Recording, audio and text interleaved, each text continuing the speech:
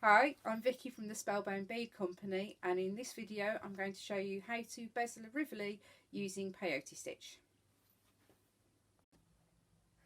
Hi, in today's video I'm going to show you how to bezel a Rivoli using peyote stitch as used in the calendar necklace range that we do. This is the main necklace, along with several of the Rivoli brooches and some free downloads on our website.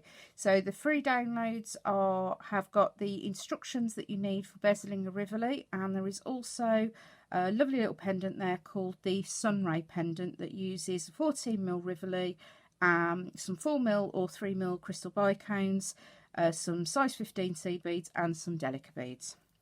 Okay, so I have prepared my thread with a keeper bead, which is just a bead to stop your beads falling off for the first 2 rows. I've also got some delica beads, 14mm Rivoli and some size 15 seed beads. So we start by picking up a band of delica beads that will go around the centre of the Rivoli, just like this here. So we start with 36 delicas. 5, 6. Oh, 8. That's 10. 9, 12, 13, 14, 16, 17, 18, 19, 20, 21, 22, 23.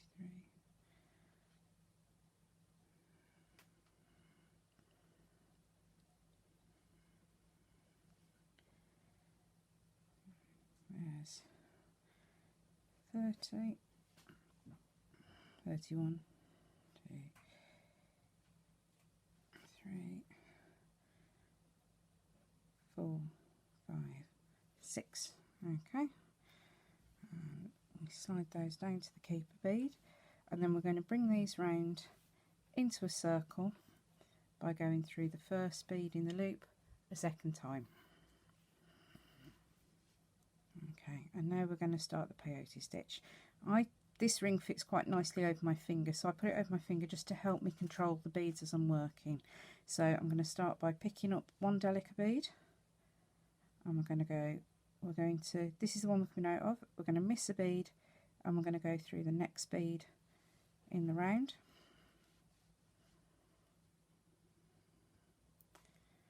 Again, pick up one, miss one, go through one. I'm going to do this all the way around the round till we get back to the beginning.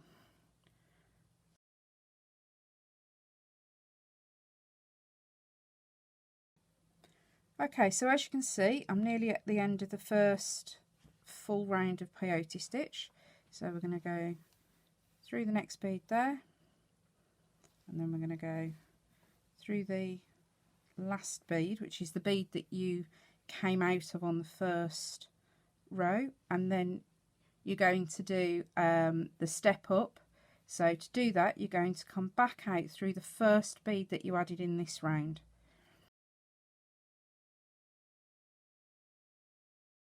And then we're going to repeat another row of peyote stitch, which this time is a little bit easier because you've actually got your up and down beads to be going through. So you're going to go all the way around again, and this will give you 4 rows of peyote stitch. So to count the rows in peyote stitch, I'll undo my tangle. There we go. You count them on the diagonal. So from here, from where we started, you go 1, 2, 3, 4 rows of peyote stitch, or you can count it 1, 2, 3, 4 if you prefer, but I find the diagonal much less confusing. So as you can see, I'm nearly at the end of this round again. So we're going to go through that one and through. Now this is where you have to be careful because of the way the beads are sitting. you need to make sure you go through the correct bead. So it's actually that one there you want to go through. And then we're going to do another step up for the end of the round. Now, to pull the beadwork in so that it holds the Rivoli in place nice and tightly, what you need to do is switch to using some size 15 seed beads. Because these are smaller, it will bring the circumference of the round in without you having to worry about bead counts or anything like that. You know, no maths involved. We make it as simple as we can.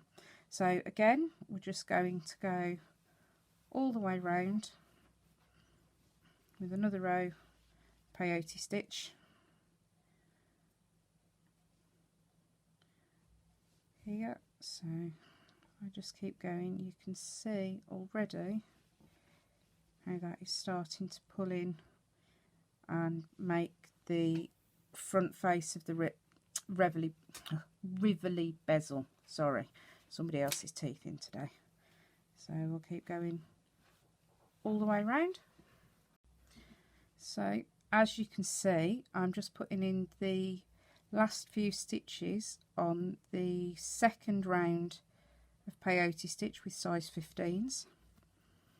So you do need to try and maintain a reasonably even tension if you can here. So here we go, and there, and then through. Now what we're going to do is we're going to step up through that size 15, and then we're going to work to reposition the needle, because what we need to do now is work another 2 rows on the back of this central band. So the easiest way to reposition your needle is just to slide it down through. You don't have to do them all at once, you can do them one at a time. There we go. And now I'm working on the other side of the original band. Now this is a little bit trickier to hold on to because it's not going to fit over the end of your finger now.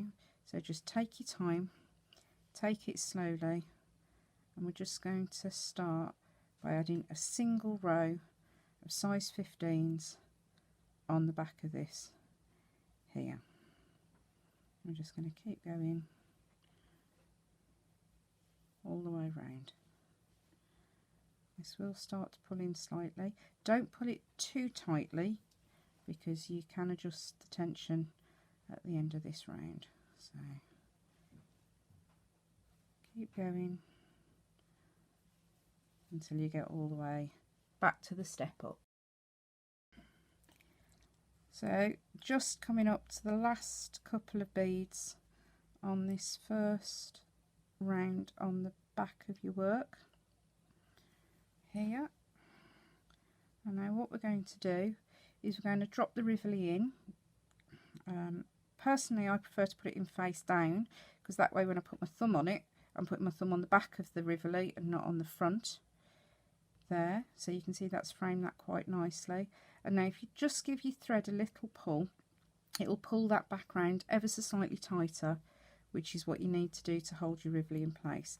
So we're just going to go round and put a second row of size 15s on the back of your work, and you should find this will hold it tight enough. If you do need to go round and put a third round on the back, then you can do that. If you want to cover the whole of the back of your piece, then you will need to start thinking about doing decreasing and skipping beads, which is something I'm sure we'll cover in a YouTube video in the future.